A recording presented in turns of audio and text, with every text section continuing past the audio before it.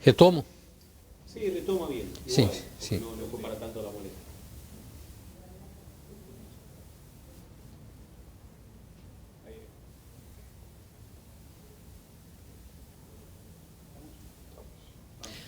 Num sentido lato, a guerra do Paraguai, do ponto de vista do Império, ela tem suas raízes já na vitória sobre Monte Caceiros.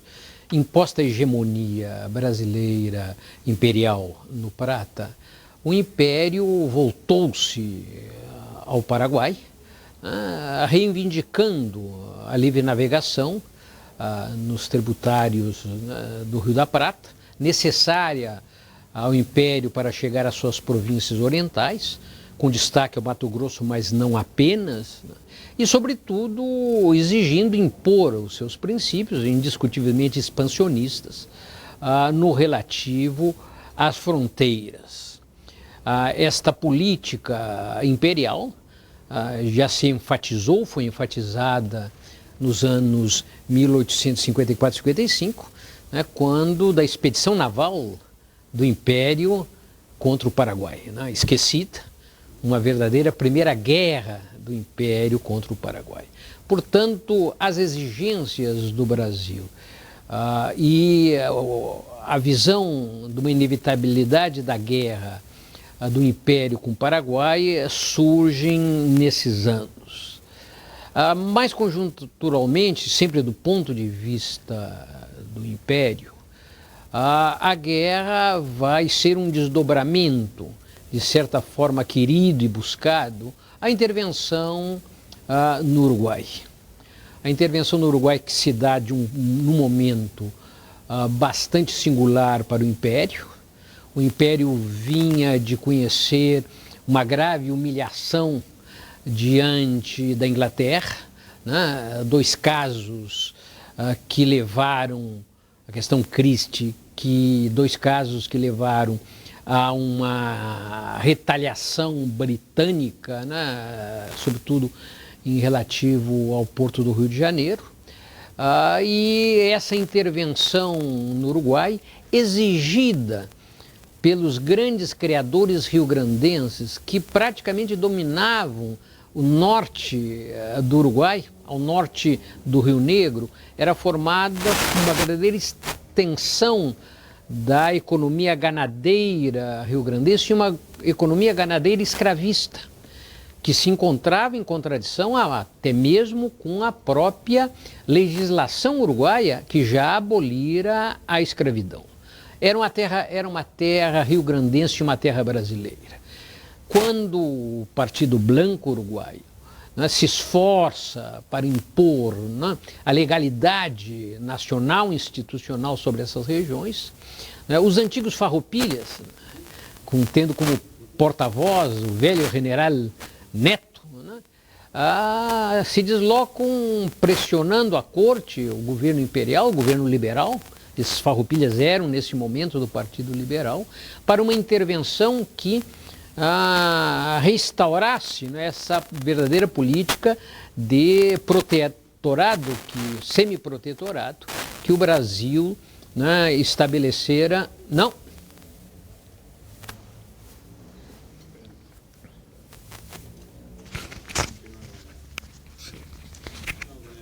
Não tem problema com o som mesmo.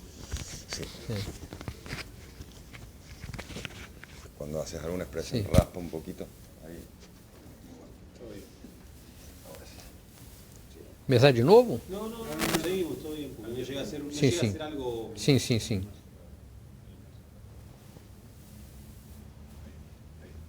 Estamos con las exigencias farroupilas sobre el gabinete liberal. O general Neto, o antigo herói republicano da Guerra Farroupilha, representante de um grande estancieiro e um grande escravista no norte do Uruguai, exige da corte, né, uma intervenção que restaurasse, né, a hegemonia imperial riograndense sobre o norte do Uruguai. O imperador adere a essa reivindicação, procurando, né, uma recuperação, né, militar, né, humilhação conhecida diante dos ingleses, procurando também, temendo e procurando construir a sua hegemonia sobre aquela província, né, que realizar uma longa guerra autonomista, separatista, né, federalista, se quisermos, né, de 1835 a 1845. Então é nesse contexto que o Império se lança, né, para uma intervenção sobre o Uruguai, né, uma intervenção resolvida, né, desde o seu primeiro momento, né, que resultaria na guerra, e uma intervenção na qual o governo paraguaio, né, já atado, né, em alianças com o governo branco uruguaio, né, se mostra interessado, né, na autonomia dessa região, com razões claras, né.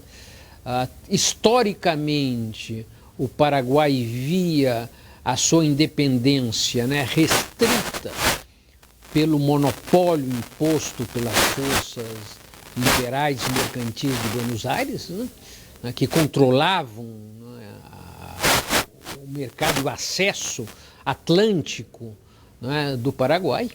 E o Paraguai encontrava nesse momento, né, como sua última alternativa, né, o Porto de Montevidéu, na sua disputa histórica, concorrência histórica com Buenos Aires, como forma, né, de garantir, né, esse processo, né, de saída, né, de comunicação com o Atlântico, com o comércio internacional.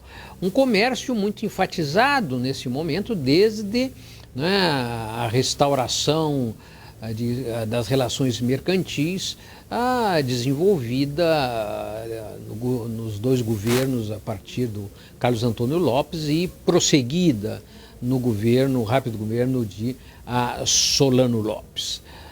Nesse sentido, o Paraguai... Vamos a cambiar el micrófono, porque tenemos un problema que no podemos resolver. Pero vos ya avanzaste. Sí, estamos yendo, quizás, Mario, está bárbaro todo, sí, pero más rápido. Pero ya nos liga con la otra, ¿no? Ya la próxima pregunta que tenía que ver con cómo caracterizar la situación económica, sí, social y política de Brasil, del imperio. Y de alguna manera...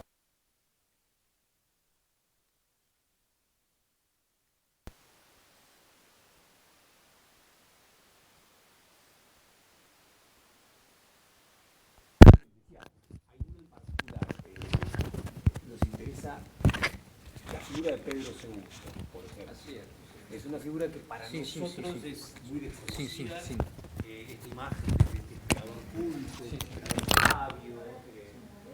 Não, e tem um papel fundamental e não muito compreendido ainda na guerra. Bueno, eso sería por ejemplo, este tema de su parentesco con Maximiliano y la coyuntura Meu irmão. Primo hermano. Meu irmão.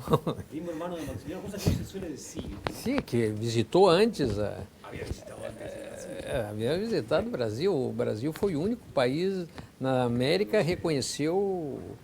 Não. Esse tipo de coisas está bueno porque são muito concretas e nos sirven.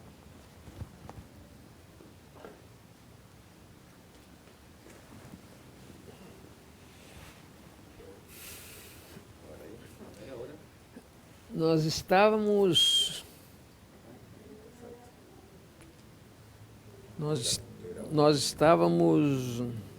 com o tema de Montevideo, sim. que tinha... Sim. Já que Montevidéu era imprescindível, né, para a autonomia paraguaia, sobretudo nesse processo de retomada das relações mercantis desenvolvida nos dois governos Lopes, né, a partir da morte, né, de França e, né, o afastamento de Rosas em Buenos Aires. Então é uma conjuntura muito singular, né, que leva o Império a realizar essa intervenção, procurando, efetivando um verdadeiro retorno em força à Bacia do Prata. Nesse processo é importante também compreender a posição de Pedro II, né, pouco analisada na sua intervenção na Guerra do Paraguai. Ele tem uma posição muito forte, ele determina o desenvolvimento dessa guerra. Temos que compreender, nesse momento, Dom Pedro II era praticamente um homem jovem, 40 anos, né? Havia saído desse sucesso, desse confronto, dessa humilhação com a Inglaterra, de certa forma fortalecido, né? Já que romper as relações com a Inglaterra, né, entre as elites do Império, surgia como um homem de decisão, e parece que lhe interessou juntar, né, aquela imagem que construíra, né, do soberano culto, do soberano ilustrado, né, especializado, interessado, né, em línguas mortas, né, que se comunicava, se correspondia com os grandes intelectuais europeus, entretanto, que vivia a contradição, né, de ser o soberano, né, de um país escravista, nesse momento da última nação escravista independente, praticamente, né, vai ser em 88 a última nação escravista independente em toda a América. Dom Pedro acredita, como acreditava Mitre, como acreditava praticamente todo o governo liberal e os conservadores brasileiros, que esta guerra com o Paraguai seria uma guerra rápida.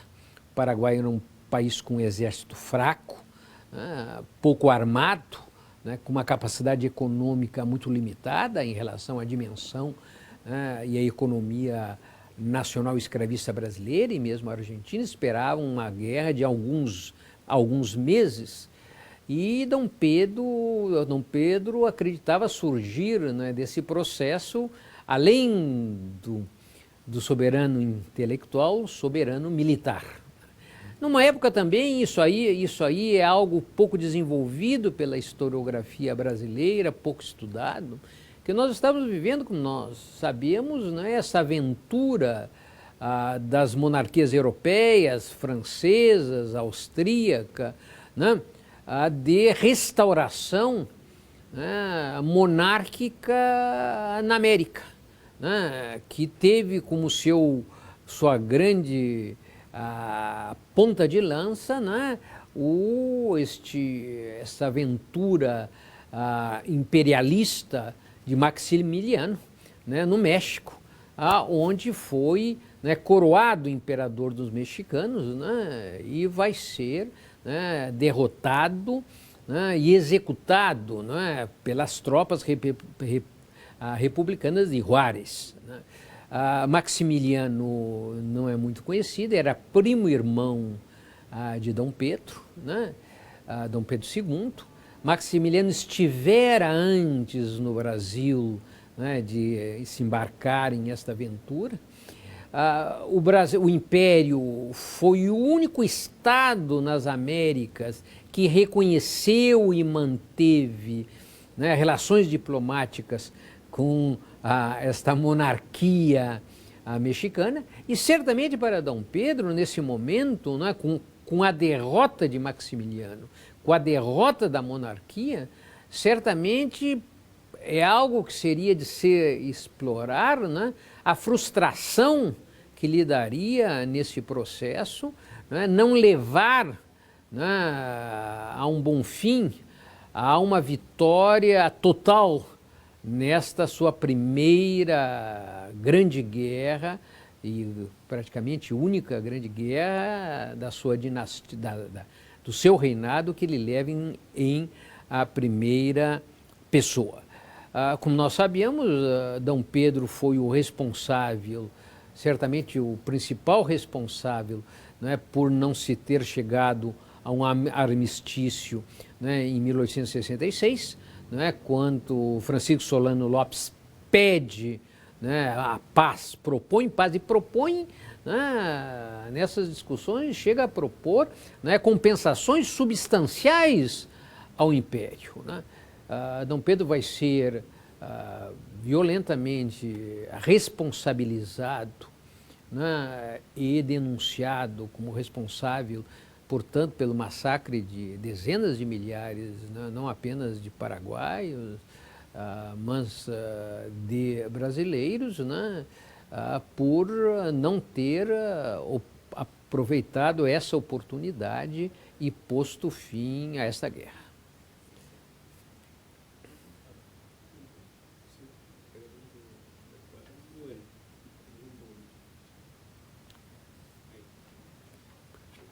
Sí. Ahora, no para que desarrollen demasiado, pero sí me interesaría cómo ahora caracterizar a Paraguay, pero con dos ideas. Una, que es una frase de un revisionista argentino, José María Rosa, que en verdad me interesa por cómo vos discutís con el revisionismo, cómo lo valorás, pero al mismo tiempo también estás pensando que hay que superarlo. Dice José María Rosa: era un verdadero Estado socialista la paternalista República del Paraguay. En la guerra del Paraguay en los años 60. Bueno, a mí me gustaría que veas hasta qué punto se puede afirmar esto. Y después otra cosa que me gusta mucho cómo lo planteás, que es la cuestión de la famosa bravura del soldado paraguayo. ¿Cómo entenderla? ¿Metafísicamente, esencialmente o materialista, como materialista? ¿No? Bueno, las dos estas como vertientes para pensar esto de la situación de Paraguay.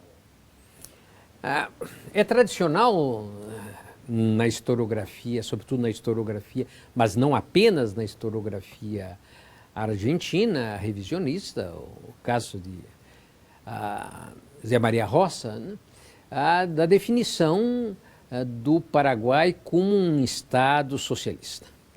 O que certamente é um enorme abuso e um grande anacronismo, né? O socialismo é uma organização, né, dos trabalhadores, né, da socialização dos grandes meios de produção, né, industriais, né, ao menos manufatureiros, né, aos quais o Paraguai ainda sequer se aproximara. Nós estamos nos referindo aqui, né, aos anos 30, aos anos 40, né, quando se consolida a singularidade do Paraguai, e lembro, né, apenas 30 anos mais tarde, ocorreria na Comuna de Paris, né, o primeiro Estado operário, nem mesmo socialista da história.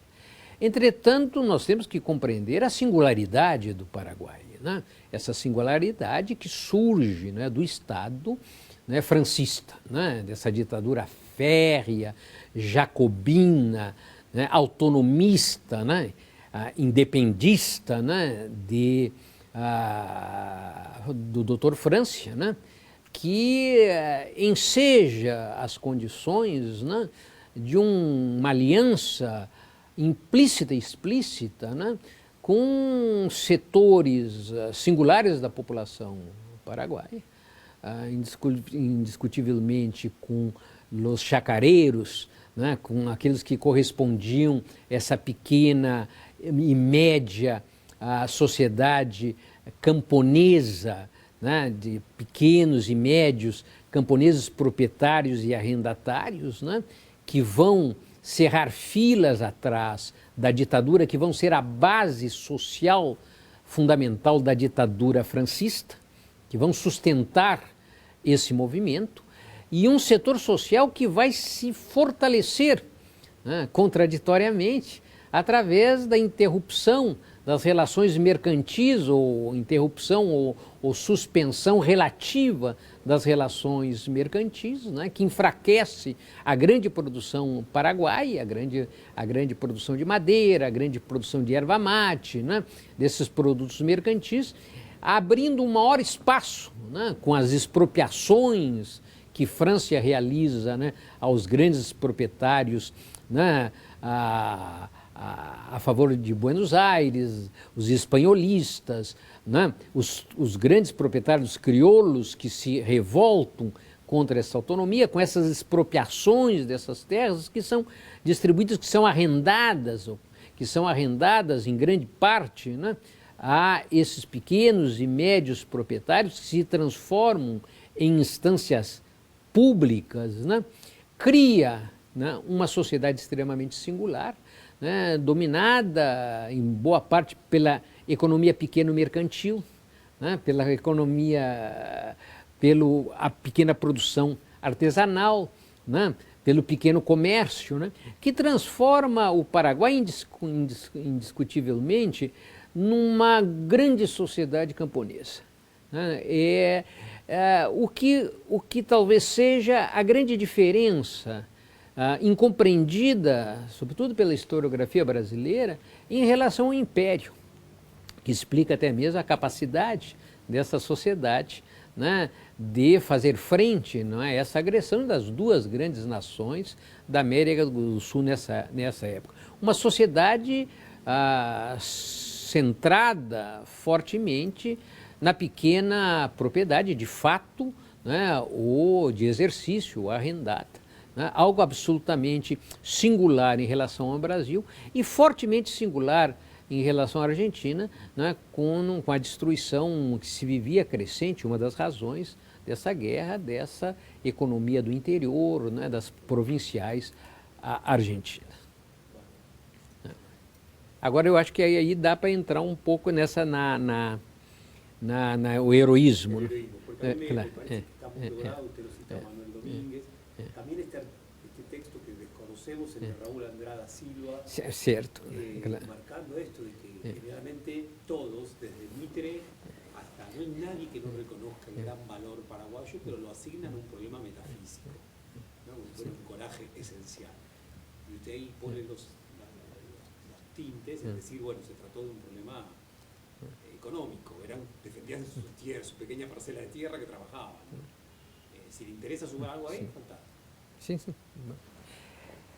Na realidade, um dos grandes paradoxos já enfrentados durante a Guerra do Paraguai, né, com a retórica construída, sobretudo, pelo liberalismo mitrista, né, de uma guerra retomada pelo Império, né, de uma guerra da civilização ocidental, portenha, imperial, né, contra a barbárie paraguaia. A grande contradição foi, né, como essas duas grandes nações, né, sofreram, levaram 5 anos, né, para vergar uma pequena nação, né, relativamente pobre se comparado ao total da produção dessas duas nações.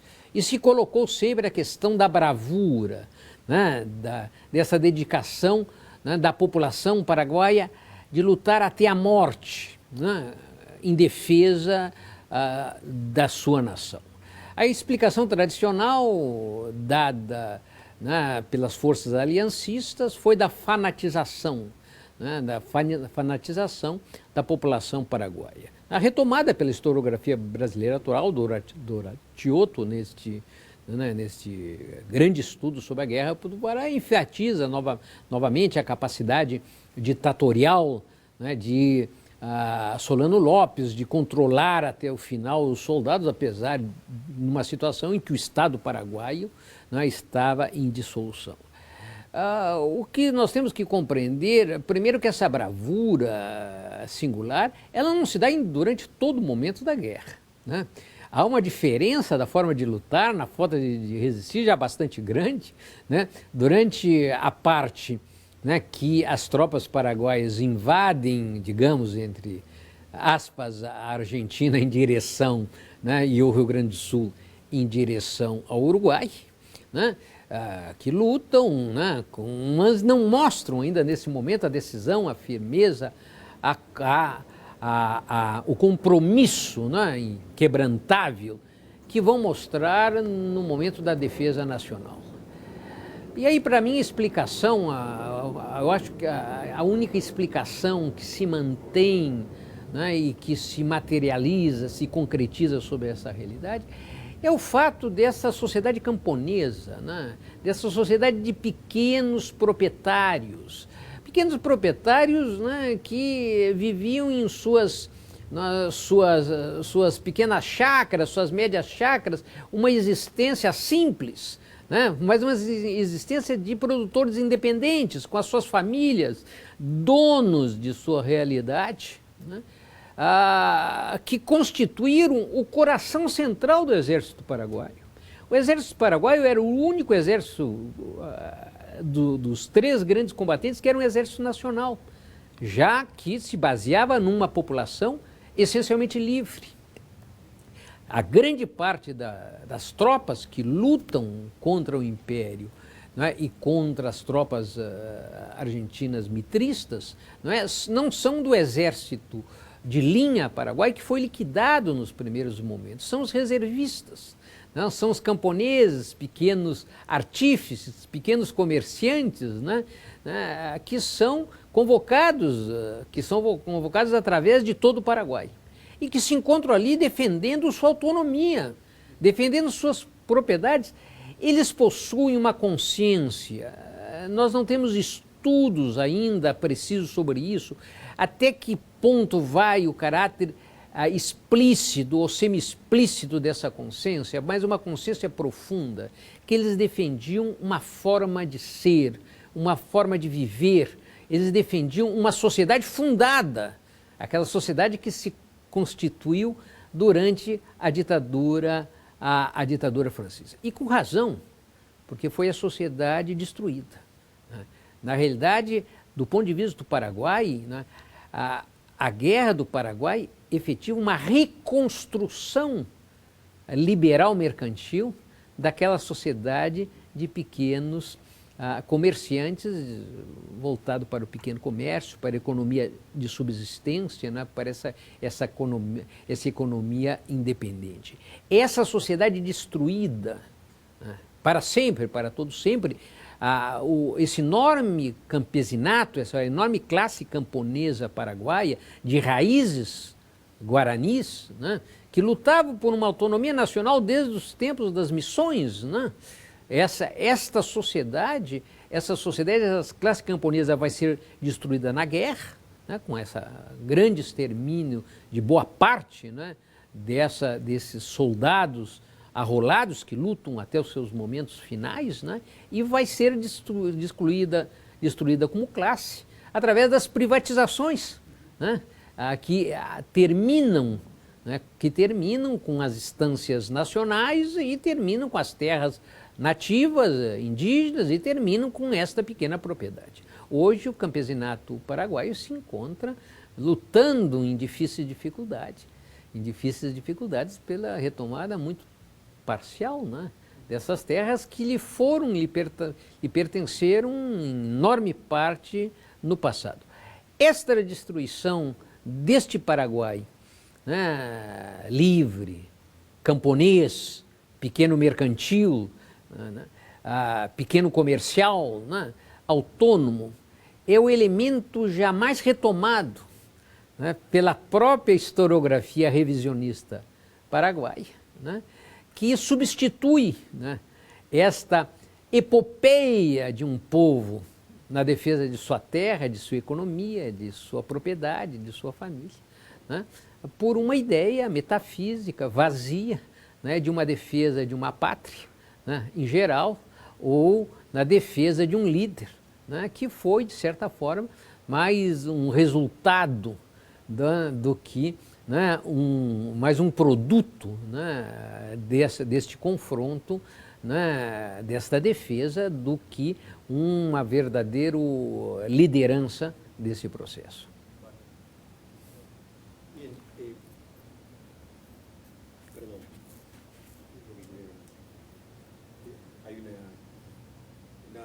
Joven que está terminando la carrera de historia y quiere venir a presenciar. Sí. Tengo que avisar. Sí.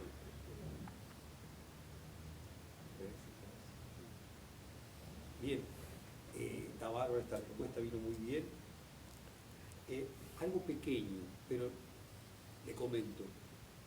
A propósito del tema de la alfabetización en Paraguay, sí. Hemos tenido una serie de opiniones. Claro. Por un lado, Ticio Escobar, bueno, ahora que Brito cultura, pero hace todo un análisis de los periódicos de batalla y de trinchera y dice, bueno, no, Sí. Paraguay era importantísima, había sido importantísima la escolarización y la alfabetización. Milva Rivarola, a quien también entrevistamos, ella dice que no. Y el argumento fundamental de ella tiene que ver con que, de haber sido importante la alfabetización, seguramente habrían sobrevivido cartas, correspondencias de soldados y no sobrevivieron. Entonces, bueno, queremos sumar como opiniones a propósito de esto, aunque sea pequeño, pero alguna opinión. Tradicionalmente, nesta visão que eu diria romântica sobre o Paraguai, né, que não consegue aferrar o verdadeiro sentido da riqueza e da singularidade paraguaia, que propõe, né, um Paraguai magnífico, né, industrializado, surge sempre a proposta que se originou no próprio século XIX, do Paraguai um país sem analfabetos. Foram efetivamente os viajantes, aqueles poucos estrangeiros que tiveram ali, que pela primeira vez afirmaram que o Paraguai seria um país sem analfabetos, o que é um verdadeiro absurdo, porque praticamente hoje, né, raros países no mundo, né, podem se apresentar sem analfabetos. Agora, qual é o sentido daquela afirmação? Que realmente, no Paraguai, houve, desde o governo francista, retomado por Antônio Carlos Lopes, né, que era um professor, né, uma preocupação muito grande com o ensino primário. Com o ensino primário que se dava em forma com as restrições da época, restrito, logicamente, apenas aos jovens do sexo masculino. As meninas paraguaias, mesmo desta época, né, não eram, em geral, alfabetizadas. E um processo de alfabetização, uma rede escolar, né, que, de certa forma, cobria, de uma forma, logicamente, determinada pelas condições da época, praticamente todo o Paraguai. Eram escolas simples, eram professores, né, paraguaios.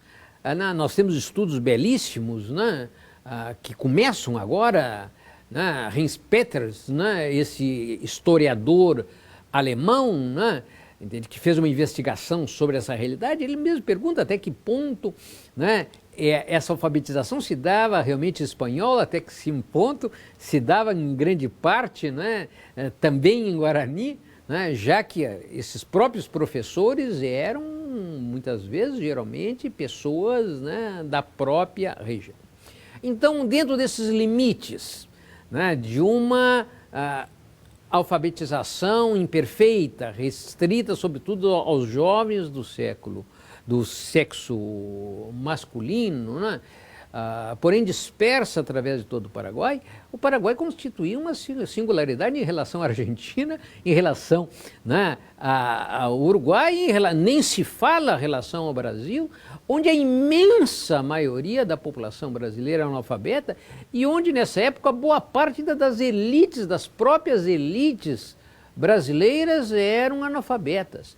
Um regime, uma rede pública limitada, com seus limites, né, assinalados, possivelmente nessa época nós não tínhamos sequer na Itália, que vai realizar mais tarde sua unificação. Era uma singularidade e destaco que aqueles coevos contemporâneos a essa realidade, ao afirmarem que em Paraguai não havia analfabetos, era uma ênfase retórica. O que eles queriam dizer era que no Paraguai a alfabetização era bem maior do que no resto dos países. Sobre o problema da inexistência de cartas, né, sobre que foi apresentada como uma das razões, uma das provas, uma contraprova a essa afirmação, eu lembro que, sobretudo nos momentos finais da Guerra do Paraguai, o Paraguai não tinha carta, não tinha papel. Chegaram até para a documentação oficial, fizeram uma limpeza nos arquivos paraguaios para encontrar as folhas, né, as folhas em branco, utilizavam até os versos das folhas em branco. Outra coisa também que saber ler, né? Saber ler não quer dizer que necessariamente soubesse e tivesse uma prática importante em escrever. Nós estamos falando da relatividade dessa época. E chama a atenção que praticamente eu não conheço, né? Praticamente desconheço cartas, né? De soldados brasileiros, né? Que eram, na sua extrema maioria, com todas as facilidades que tinham de uma nação vitoriosa, rica, né? Eram, nesse fato, nessa realidade, analfabetos. Os oficiais brasileiros, em diversas passagens, os oficiais brasileiros que, quando tiveram contatos com soldados suboficiais paraguaios, muitas vezes, né, mostravam a sua surpresa ao encontrar soldados suboficiais alfabetizados. Não seriam todos, mas esses que encontravam era uma singularidade em relação às tropas imperiais. Nem todos sabiam, mas muitos sabiam. Claro, ese es el problema. No, muy bueno. Bueno, nuevamente sobre Brasil. La pregunta sería esta: ¿hubo oposiciones en Brasil a la guerra? No. A usted ahí, yo para sumarle ya, y usted después lo va desarrollando, pero menciona en un momento este tema de la expectativa, lo que leí de su obra, de la expectativa de los blancos uruguayos y de Paraguay por la posibilidad de que hubiera movimientos esclavistas rebeldes que, por lo menos, afectaran el poder y la homogeneidad del imperio. E depois você menciona este movimento de escravos de enero del 65. Vamos primeiro essa da se houve oposição ou não houve oposição. Talvez a grande singularidade do Império em relação à Argentina e Uruguai foi que o Império enfrentou a Guerra do Paraguai sem nenhuma fratura, sem nenhuma oposição significativa entre as classes dominantes ou setores determinantes, mesmo setores frágeis, setores médios da população dessa época. Liberais e conservadores, né, eles se substituíram na direção desta guerra. Os liberais começaram, os conservadores terminaram, sempre divergindo eventualmente sobre a condução da guerra, mas jamais sobre os motivos da mesma. Houve um consenso absoluto.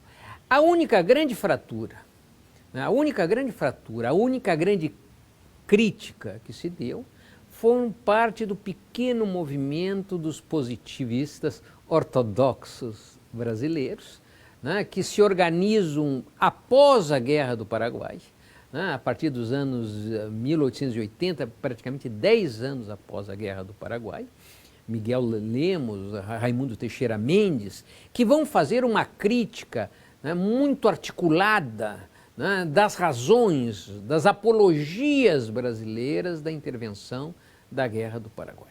Então, nisso, há uma divergência substancial em relação, sobretudo, à Argentina, onde a Argentina, né, participa dividida, contraditória, né, os federalistas, né, praticamente lutando ao lado do Paraguai. O Leon Pommer analisa maravilhosamente, né, essa fração, né, 5 anos de guerra civil, né, na Argentina, né, a deserção da própria, né, cavalaria de Urquiza, né, mostra, né, essa vontade gaúcha, né, desses pequenos proprietários, né, dessa economia pequeno-mercantil, né, que lutava também contra, né, esse liberalismo mercantil vitorioso nessa região.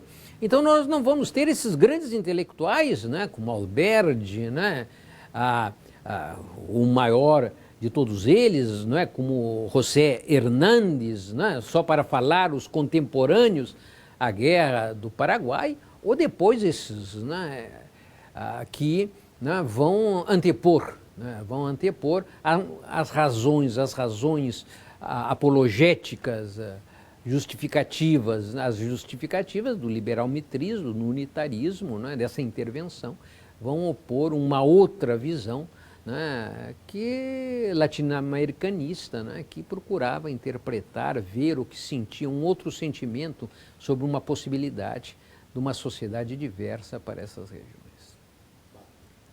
E agora era o... Ahora este que a mí me llamó la atención, Ah, sí. porque realmente lo Claro. desconocía, que fue el movimiento de esclavos de enero del 65 Sí, sí. en el sur de Río Grande. Y Sí. después también usted cita el movimiento insurreccional Sim. servil de Porto Alegre del Sí. 68.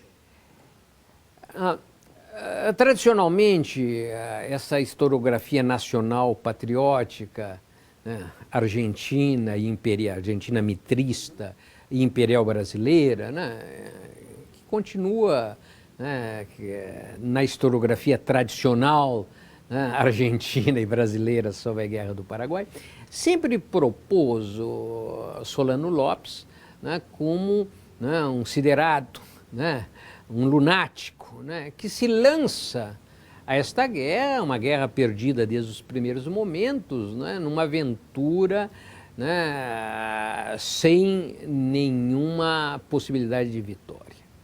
Já os positivistas ortodoxos brasileiros, Teixeira Mendes, em um livro de 92, chamava atenção, né, de 1892, chamava atenção que Solano Lopes, né, a intervenção de Solano Lopes no Prata, ela é imprescindível caso quisesse manter, como nós vimos, a autonomia do Paraguai, né, que com a vitória do Império no Uruguai ficaria estrangulado, sem saída, em Buenos Aires e, né, Montevidéu.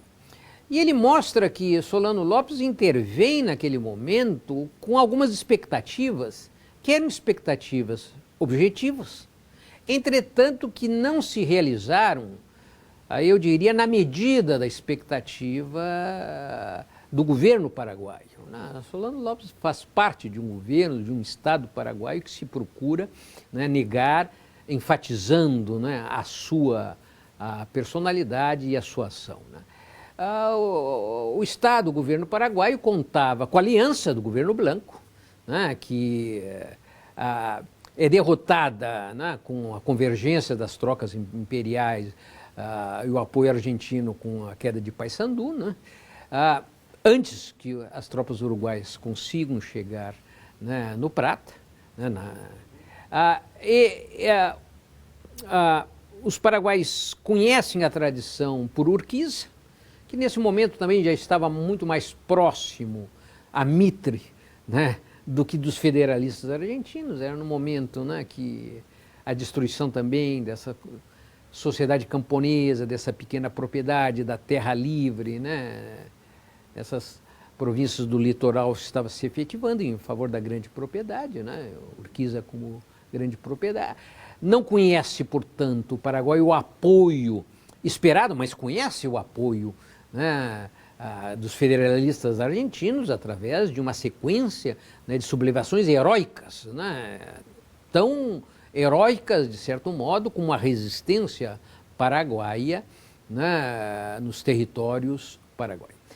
E a terceira expectativa, aí uma expectativa falsa, né, de o Estado paraguaio, era contar com o apoio de farroupilhas do Rio Grande do Sul. Aí foi um erro, porque os ex-farroupilhas eram aqueles que estavam pedindo a intervenção, né, em proteção às suas fazendas escravistas no norte do Paraguai.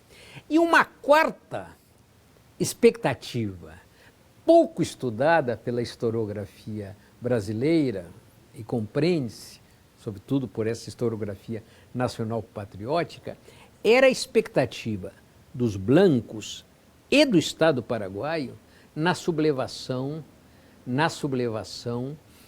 das massas escravizadas, sobretudo do sul do Brasil.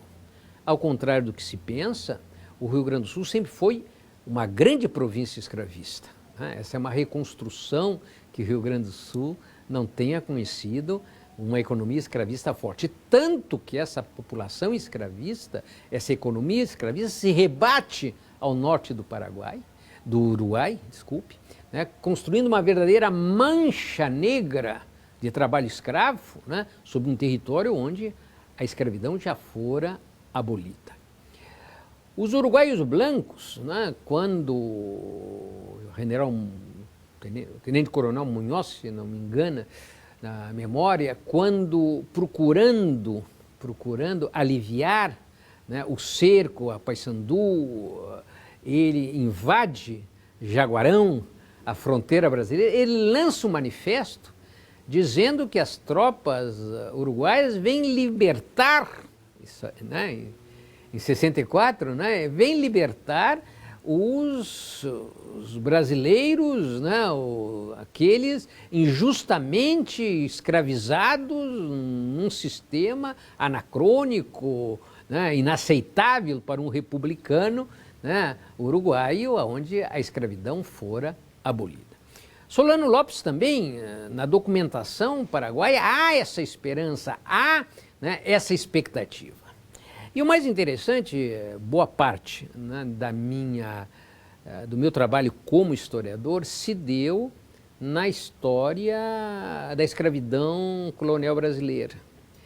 E é o interessante, né, que, né, no Rio Grande do Sul, né, nós vamos ter, durante a Guerra do Paraguai, né, nessa intervenção do Uruguai e a Guerra do Paraguai, dois movimentos que mostravam que não era uma expectativa assim imaginosa ou fantasiosa. Com essa invasão das tropas blancas, né, nós vamos ter no litoral do Rio Grande do Sul uma série de pequenas revoltas que os escravistas brasileiros, aterrorizados, vão responsabilizar a espias, né, e infiltrados blancos com diversos presos, né, tentando dissolver, né, as relações, né, a organização, o Estado, criar uma situação que facilitasse essa realidade. E talvez o mais interessante, e aí é impactante, né, até hoje não estudado plenamente, é a revolta, né, uma tentativa de sublevação de 1868 em Porto Alegre, né, onde cativos urbanos, já com uma visão claramente abolicionista, né, já reivindicavam a liberdade, organizam um movimento muito bem articulado, com diversas dezenas de cativos vivendo, incorporados a esse processo, né? E dentro dessa articulação se encontravam os prisioneiros paraguaios, né, que se encontravam em Porto Alegre, que no dia da sublevação ficaram aquartelados, né, nos quartéis onde moravam, possivelmente esperando essa revolta, não podemos ter certeza, mas é o mais provável para delas participarem e, eventualmente, talvez, fugirem, talvez até mesmo com esses cativos, para continuar a guerra no Paraguai.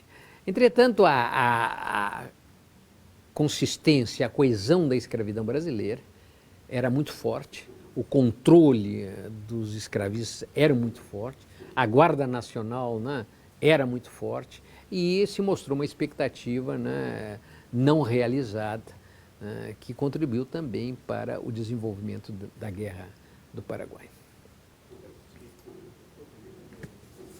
Hay un historiador brasileño, un profesor que encontramos en Ponta Porá, que nos habló de un lugar que se llama Furnas de Dionisio. Dionisio era un esclavo revoltado que fundó un pueblo que existe todavía.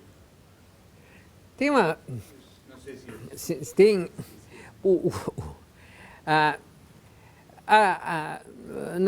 Um dos grandes paradoxos da guerra, né, que solapa, que corrói, né, que dissolve, que fragiliza as explicações nacionais patrióticas, mitristas, liberais mitristas e do Império Brasileiro, que são idênticas, né?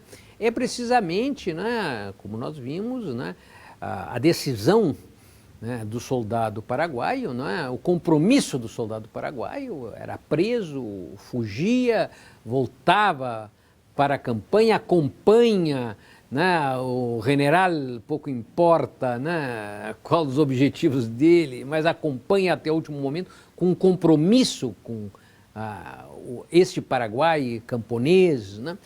E ao contrário, né, as tropas argentinas, né, numa contínua revolução interna, né, as facções provinciais, as fracções, né, ligadas a essa economia gaúcha, essa economia pequeno-mercantil, essa pequena produção do interior que vai ser arrasada, né, com a liberação, né, do comércio, né, desejado pelo porto e os interesses, né, de Buenos Aires, essa Argentina em grande parte sublevada, né, contra as tropas mitristas.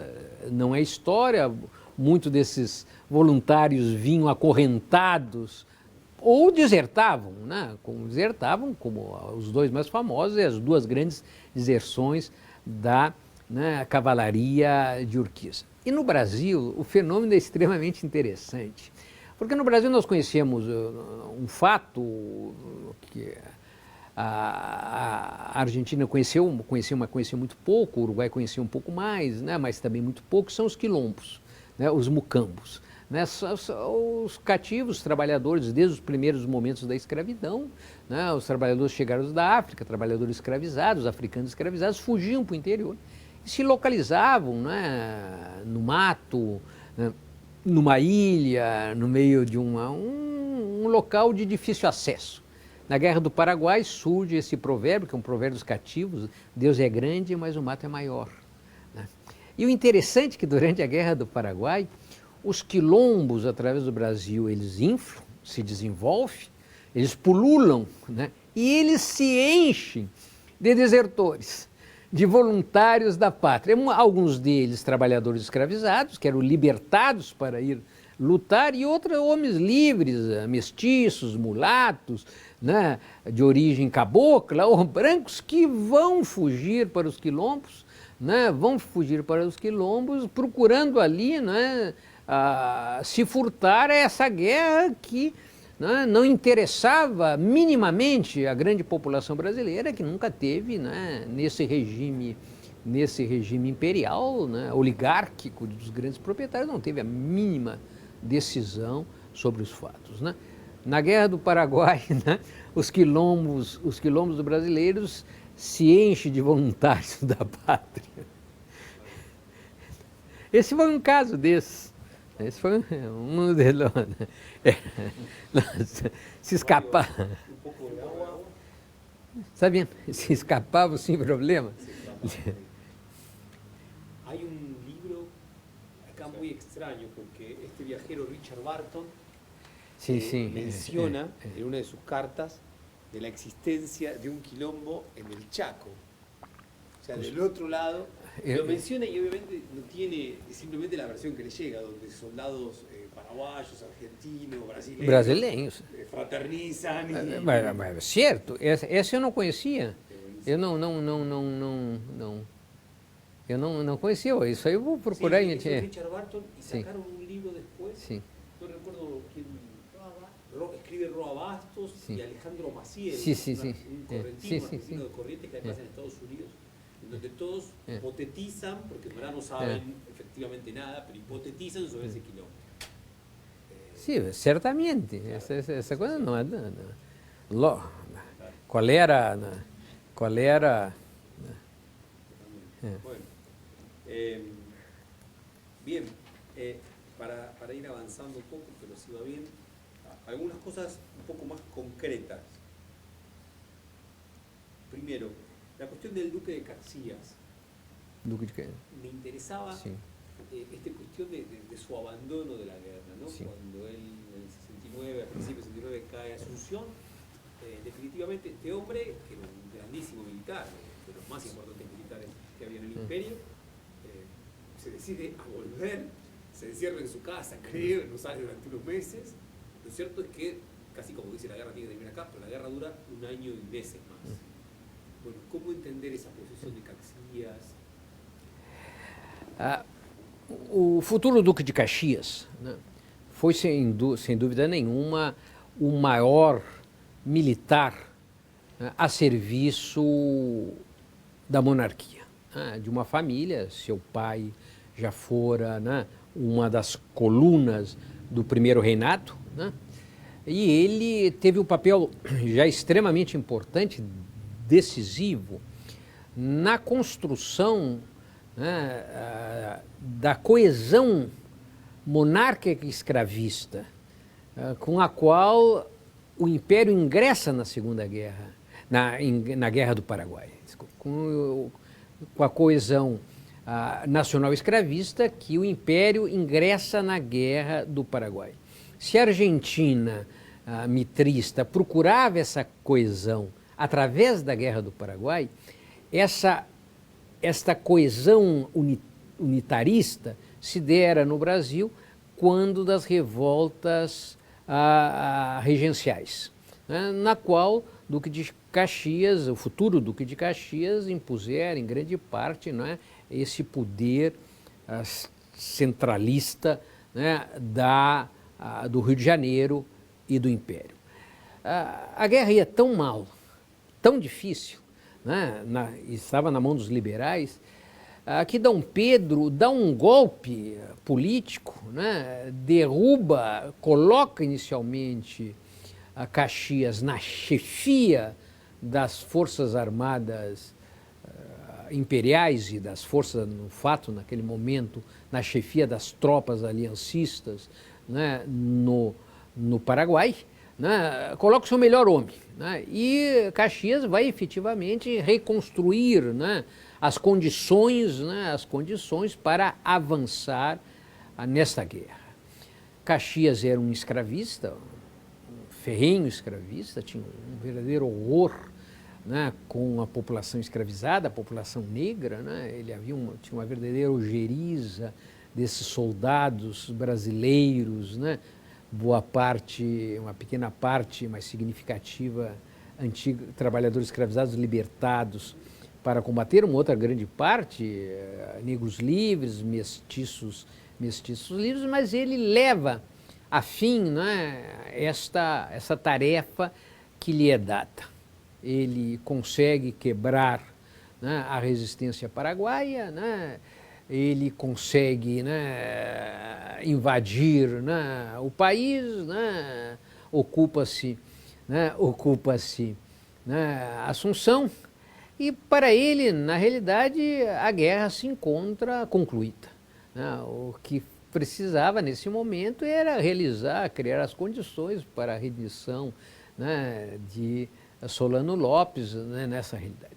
E aí que entra a figura de Dom Pedro, né, que exigia, né, a destruição física de Francisco Solano Lopes, né, a rendição total, né, algo que paradoxalmente, né, chega a indignar até o seu mais fiel general, o grande general do trono, né, que literalmente abandona sem licença, né, a chefia das tropas, né, e se dirige de volta para a corte, criando uma situação na qual, né, Dom Pedro é obrigado, não é, também para prestigiar a família real, a monarquia, né, colocar o esposo de sua filha, né, esse oficial, o Conde de, né, que vai, né, realizar essa parte final da guerra, da qual Caxias se negara porque, como dissera, não queria ser, né, o capitão do mato, uma espécie de capitão do mato, né, à procura de Solano Lopes, né. Um paradoxo pouco, né, que a própria historiografia brasileira patriótica tem dificuldade, né, em soldar, né, com a explicação totalizante sobre a guerra. Usted decía el conde de...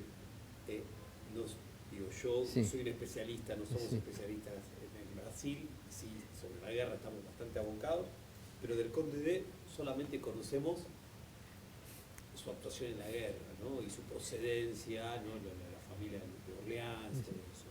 Ahora, ¿qué más?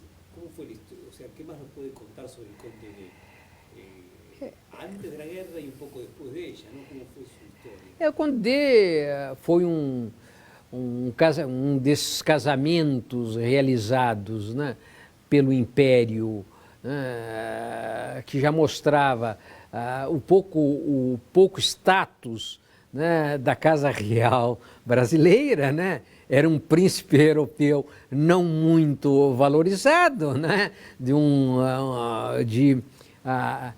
De ascendências ilustres, como haviam centenas nesta época, né? Que chega aqui, né, destinado a casar-se com a outra, né, com a outra filha, né, de Dom Pedro.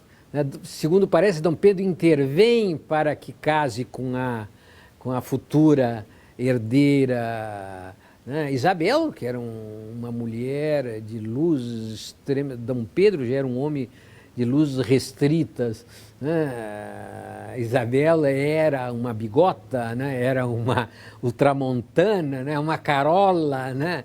Absolutamente, né? Desvairada, né? Realiza esse casamento, muito feia também, com esse príncipe, um homem bonito, um homem culto, né? Como era normal, né? Nesses, né, desocupados da aristocracia europeia, né, que praticamente jamais foi aceito, né, pelas chamadas elites brasileiras. Né? Nem ele, nem a herdeira, né, vão conseguir em momento algum o mais mínimo apoio, apesar de ele era um rapazote quando vai chefiar, né, essas tropas brasileiras, tinha 27 anos, né? Ele também falam de Solano Lopes, né, que com 14, 10 anos, né, começou a ascender no exército brasileiro. O Conde de também mal chegou aqui, né, foi nomeado com a mais alta carga, posto do exército, né, imperial, né?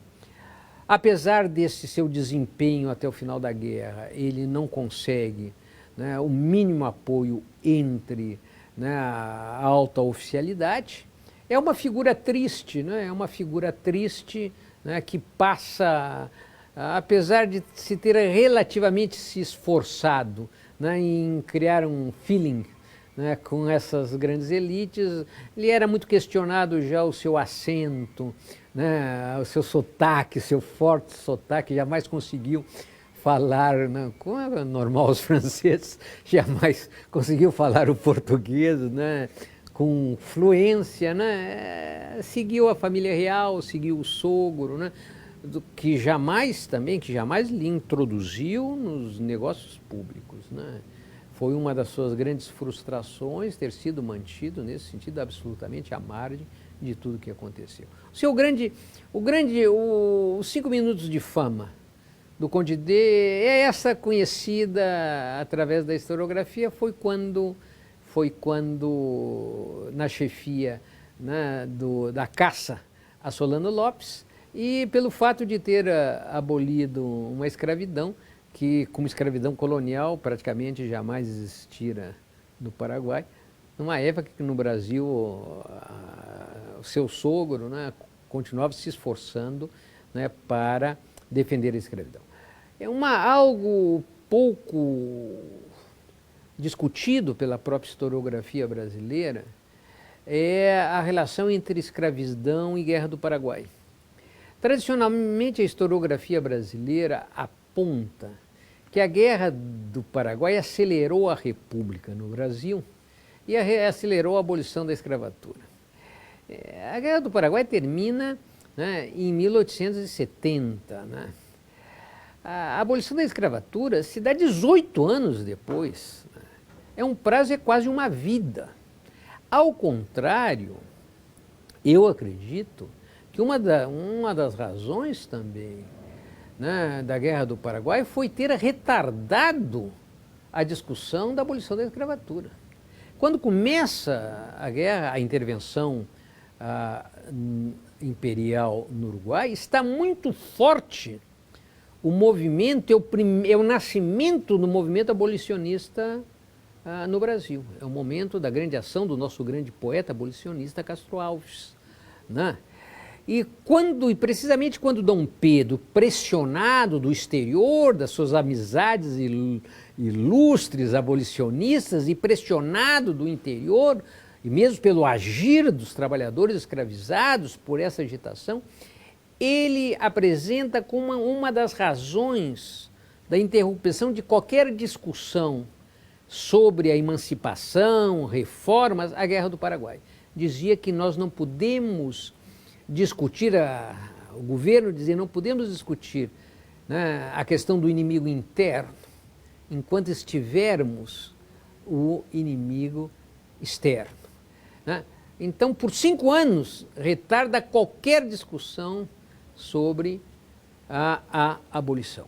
E como a República no Brasil foi um desdobramento da abolição da escravatura, né, a monarquia era uma superestrutura que nascera, né, e servira sempre para sustentar a escravidão através de todo a unidade do Brasil, né, ao contrário das nações, né, hispano-americanas que explodiram num rosário, né, de repúblicas, o que coesionou o Brasil foi essa escravidão, né, que necessitava para se manter essa coesão conservadora, né?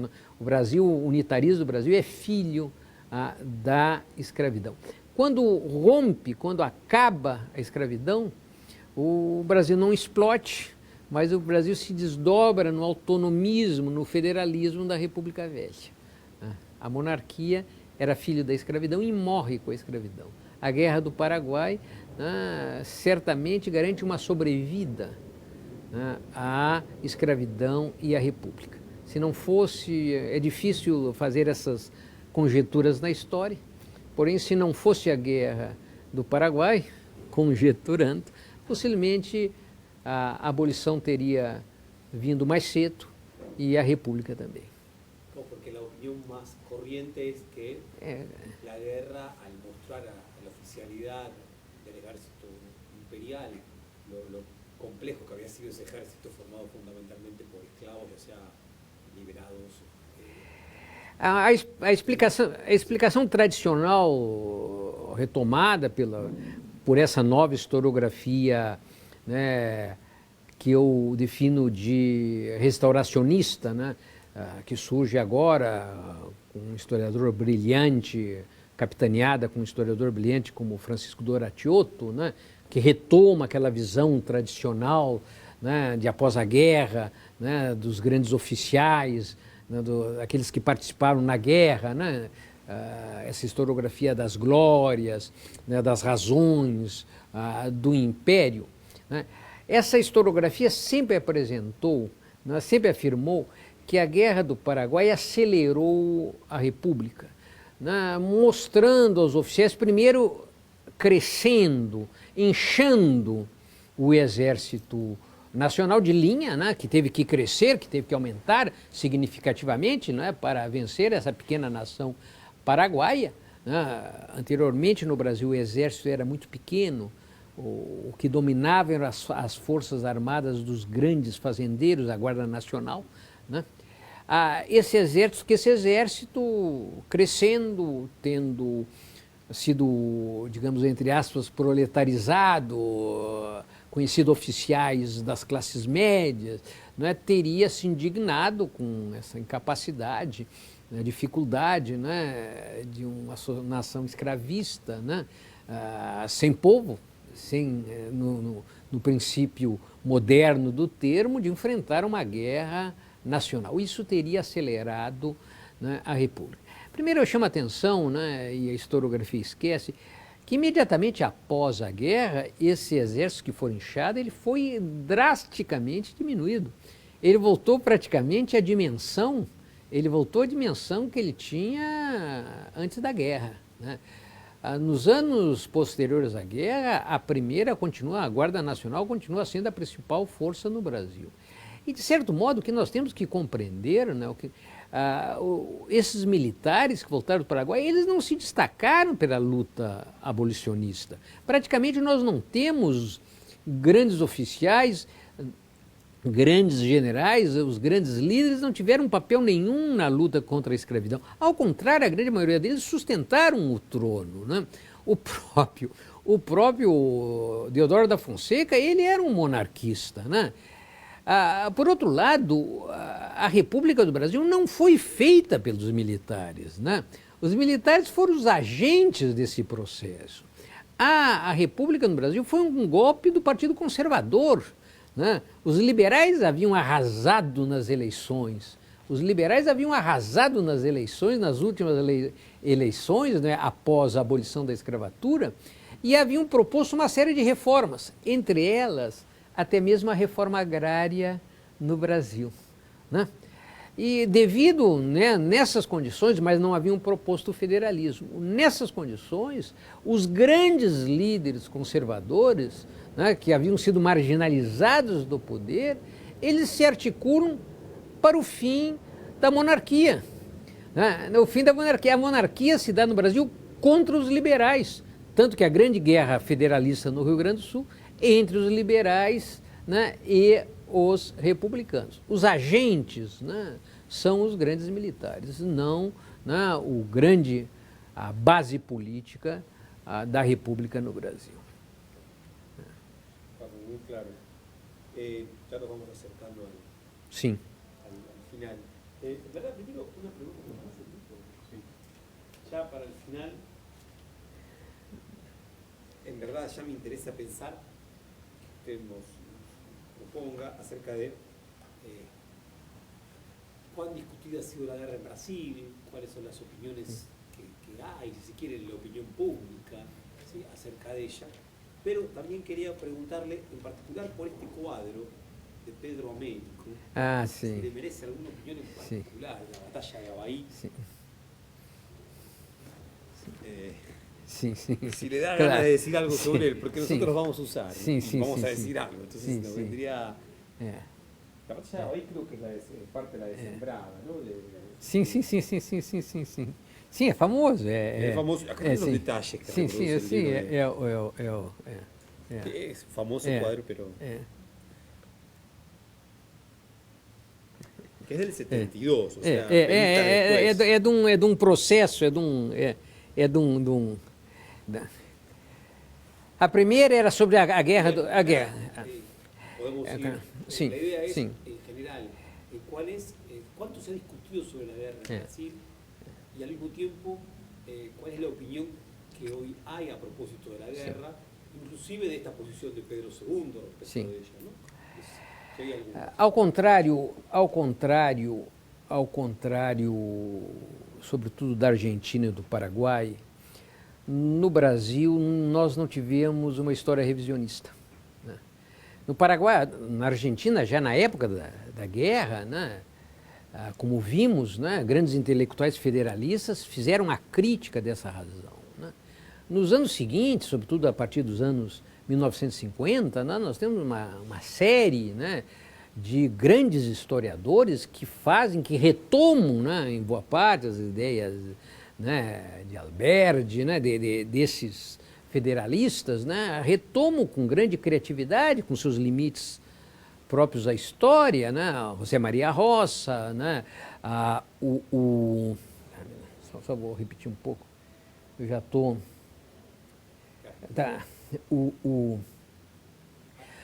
O José Maria Roça, o Milcides Penha, Henrique Rivera, não é, uma pleiade, né, de grandes pensadores, né, como falei, com os limites da época, né, mostram, desventram as razões profundas, se voltam para as razões profundas desse conflito, né. numa historiografia que ultrapassa já, né, tendencialmente as fronteiras nacionais. É uma historiografia que não se quer argentina, né, unitarista, né, que se quer platina, que se quer americanista. Aponto para as razões dos povos nesses conflitos e para um futuro dos povos. E depois essa historiografia, uma das expressões atuais, né, o Leon Pommer, né, esse maravilhoso historiador que os argentinos nos alugaram, né, nos cederam, né, por tanto tempo e que tanto contribuiu, né, para a historiografia, né, americanista no Brasil, durante a ditadura militar argentina, né? Nós não tivemos essa riqueza. Não tivemos a riqueza também como teve o revisionismo paraguaio, né? O Lerri é apenas um dos grandes nomes, o mais conhecido, né, desse lopismo, né, que, apesar de seus exageros, apresentou contribuições significativas nessa releitura essencial desses processos, né? No Brasil, não. No Brasil, houve uma interpretação monolítica desde o primeiro momento. Foi aquela interpretação construída, sobretudo, pelo mitrismo, né, da luta entre a barbárie e a civilização, foi retomada pelos historiadores brasileiros, em grande parte, nos seus primeiros momentos, oficiais de linha ou não, que haviam participado nesses conflitos e que seguem depois como parte quase de uma historiografia oficial e oficiosa, que eu defino como nacional patriótica. O único hiato, silenciado, escondido, né, vão ser, né, os positivistas ortodoxos, que fazem uma leitura sobre as razões da guerra, né, sobre as razões da guerra radical, né, retomam em boa parte essa leitura de Alberdi, desses sentidos últimos, baseada na documentação oficial brasileira, né, Teixeira Mendes, né, Miguel Lemos, né, com esse livro, sobretudo uma parte dessa biografia dedicada a Benjamin Constant, de 1992, 40 páginas, né, o Raimundo Teixeira, ele dedica à Guerra do Paraguai. E esta leitura vai apoiar um esforço pouco conhecido, mas titânico, heróico, se poderia dizer, né, desses oficiais, em boa parte eram oficiais positivistas ortodoxos, reunidos na igreja, né, no apostolado positivista do Brasil, que vão fazer uma campanha, né, para a devolução, né, dos troféus de guerra, para que se perdoe a dívida de guerra do Paraguai com o Brasil, e que o